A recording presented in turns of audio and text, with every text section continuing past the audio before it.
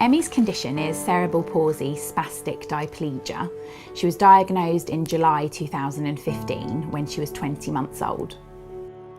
She is actually an identical twin, but unfortunately 23 weeks into my pregnancy I lost her sister due to a condition called twin-to-twin transfusion syndrome.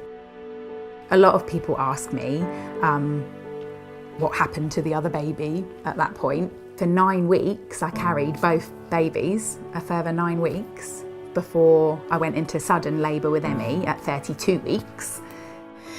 We did have her cremated. The hospital sort all of that out for you. So I got to sort of tell them what I would like her dressed in, and they made a memory box with her hand and her footprints that I've got, which is lovely. Obviously we knew that there was an increased risk that there might be something wrong with Emmy when she was born than you would in an ordinary pregnancy. Emmy's cerebral palsy affects her from the waist down, so she can't stand independently and she can't walk independently.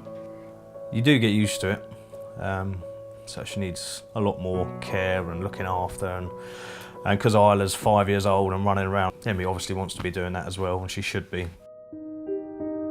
When I looked into all the treatments for cerebral palsy, I came across the procedure called selective dorsal rhizotomy, SDR, which has been done in America for 30 years, very successfully, on over sort of 3,000 patients. It's not available on the NHS, SDR, and basically it's the only permanent solution to the stiffness in the legs.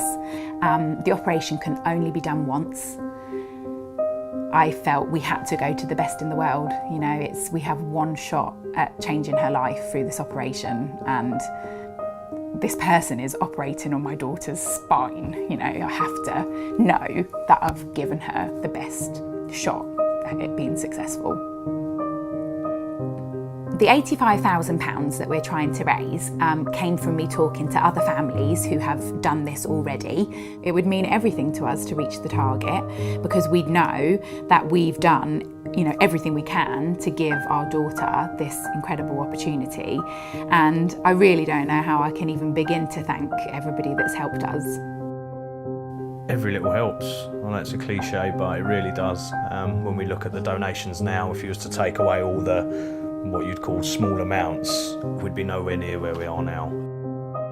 Anybody would do this for their child. We all would. You know, our children are the most precious things in the world, and there's nothing we wouldn't do. People say that SDR changes lives, and from what I've seen, the effects it's had for other children, it really does. Children that were told they would never walk are walking, are running, are jumping up and down in muddy puddles, are doing things with their friends that they never thought were possible because of what this operation can do.